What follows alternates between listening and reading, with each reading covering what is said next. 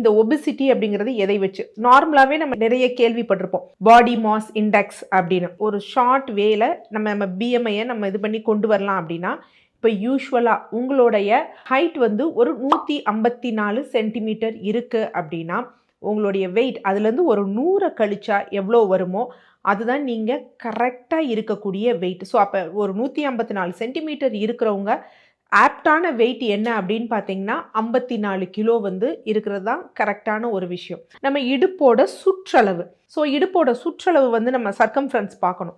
So circumference பார்க்கணும் அப்படிங்கிறப்ப என்ன பண்ணணும்னா, நம்ம இடுப்பு பகுதியிலேருந்து நம்ம தொப்புள் பகுதி இருக்குது பார்த்தீங்களா, அதில் நல்லா மூச்சு இழுத்துட்டு மூச்சை விடணும், ரிலாக்ஸ் பண்ணிவிட்டு டேப் இருக்குது பார்த்தீங்களா, அதை வச்சு அளந்து பார்க்கணும். ஸோ அளந்து பார்க்கும் பொழுது ஆண்களாக இருந்தால் 90 சென்டிமீட்டருக்கு மேலே இருக்கக்கூடாது, பெண்களாக இருந்தாங்க அப்படின்னு வச்சுக்கோங்களேன் ஒரு 80 சென்டிமீட்டருக்கு மேலே இருக்கக்கூடாது. ஸோ அப்படி இருந்தது அப்படின்னா அவங்க நார்மலாக இருக்காங்க அப்படின்னு. இது ஒரு மெத்தட். இன்னொன்று என்ன அப்படின்னா, ஒரு சிம்பிளான மெத்தட், நான் குண்டாக இருக்கேனா இல்லை வந்து எனக்கு ஃபேட்டி லிவர் இருக்கா அப்படின்னா, நார்மலாக நேராக நிற்கணும்னா ஒரு செவுத்து பக்கம் அப்படியே வந்து அதில் சாஞ்சிட்டு ஸ்ட்ரைட்டாக அந்த முதுகை ஸ்ட்ரைட்டாக வச்சுட்டு கால்களை கீழே வச்சுட்டு அப்படியே நம்ம கழுத்தை மட்டும் கீழே குனிஞ்சு பார்க்கணும். பார்க்கும் பொழுது நம்ம பாத விரல்கள் பெருவிரல்கள் ரெண்டும் நமக்கு தெரிஞ்சது, பாத விரல்கள்லாம் தெரிஞ்சது அப்படின்னா ஓகே நம்ம நார்மலாக இருக்கோம் அப்படின்னு. அப்படி இல்லை தெரியல, குனிந்து பார்க்கும்பொழுது தெரியல அப்படின்னா நம்மளும் வெயிட்டாக தான் இருக்கிறோம் அர்த்தம்.